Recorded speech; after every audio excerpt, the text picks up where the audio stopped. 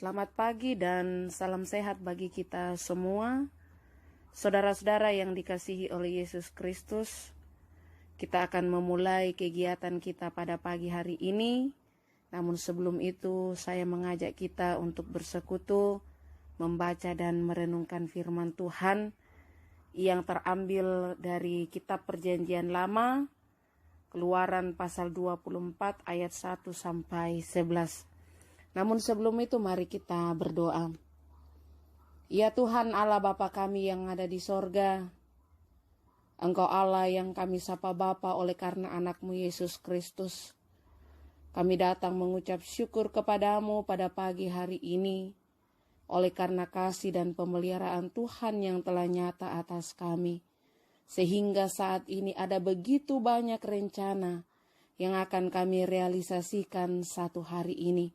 Namun sebelum semuanya kami kerjakan Tuhan, kami datang bersekutu membaca dan merenungkan akan firman Tuhan yang kami percaya dengan kekuatan Roh Kudus-Mu.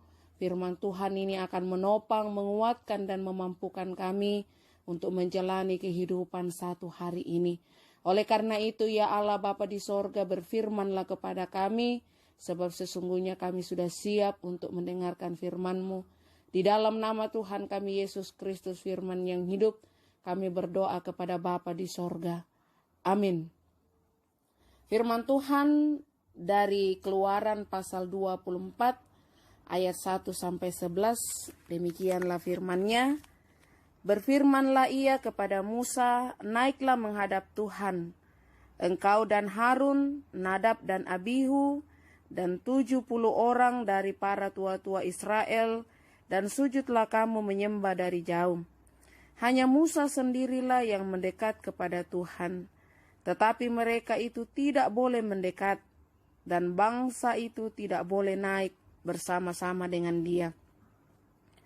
Lalu datanglah Musa dan memberitahukan kepada bangsa itu segala firman Tuhan dan segala peraturan itu.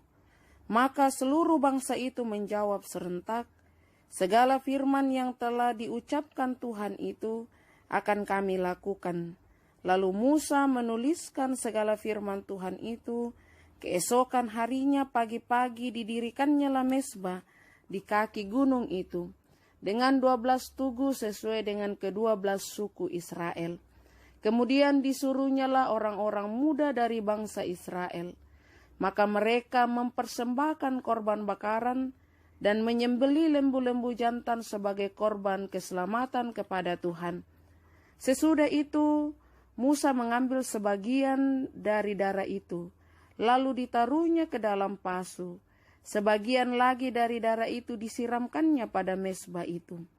Diambilnyalah kitab perjanjian itu, lalu dibacakannya dengan didengar oleh bangsa itu, dan mereka berkata, segala firman Tuhan akan kami lakukan dan akan kami dengarkan. Kemudian Musa mengambil darah itu dan menyiramkannya pada bangsa itu serta berkata, inilah darah perjanjian yang diadakan Tuhan dengan kamu berdasarkan segala firman ini.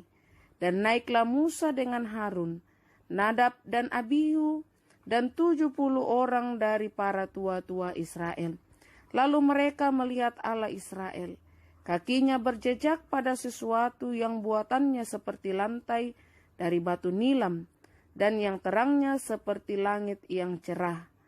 Tetapi kepada pemuka-pemuka orang Israel itu, tidaklah diulurkannya tangannya. Mereka memandang Allah, lalu makan dan minum. Amin. Itulah firman Tuhan yang sudah kita baca dan akan kita renungkan. Yang berbahagia ialah kita yang selalu membaca firman Tuhan, menghayati dan melakukan dalam hidup masing-masing. Saudara-saudara yang dikasihi oleh Yesus Kristus, Keluaran pasal 24 ayat 1 sampai 11, oleh renungan harian Toraya diberikan tema perjanjian dengan Tuhan. Saudara-saudara yang dikasihi Tuhan, materai 6.000, tanda tangan, stempel adalah alat kelengkapan yang penting dalam sebuah naskah perjanjian yang menjadi tanda sah. tanda kebenaran dari perjanjian yang dibuat itu yang sifatnya mengikat pihak-pihak yang berjanji. Naskah perjanjian yang ditandatangani, dicap, distempel dan dimateraikan. Kemudian menjadi alat bukti sah bila terjadi masalah, gugatan sengketa atas sebuah perjanjian. Lalu bagaimanakah kalau Allah mengikat perjanjian dengan umatnya? Dalam konteks perjanjian lama seperti kitab Keluaran, tanda perjanjian Allah dengan umatnya ialah darah korban, domba lembu, yang dipersembahkan dalam suatu ibadah. Seperti yang dilakukan Musa dan Harun serta umat Israel. Dalam konteks perjanjian baru, darah anak domba yakni darah Kristus menjadi tanda dan materai dari perjanjian Allah dengan umatnya. Mengapa harus darah? Darah yang kerap kali disebut nyawa menjadi sebuah penegasan bahwa perjanjian Allah dengan umatnya adalah perjanjian yang membutuhkan pengorbanan. Allah berkorban dengan mengubah kutuk menjadi berkat dan berharap umatnya mau berkorban diri dengan rela mengubah ketidaksetiaan menjadi setia. Perjanjian dengan pengorbanan ini ternyata membawa dampak yang luar biasa. Bahwa umat dapat melihat Allah dan merasakan Allah dalam hidup dalam Kristus. Saudara-saudara yang dikasihi Tuhan, pesan penting bagi kita adalah hidup setialah dalam perjanjian dengan Allah, seperti Musa dan umat Israel, agar dapat memandang Allah dan menikmati berkat-berkat-Nya. Janji Allah selalu tuntas dan tak pernah gagal dalam menyatakan kasih karunia-Nya dalam kehidupan kita. Tuhan memberkati kita. Amin. Mari kita berdoa.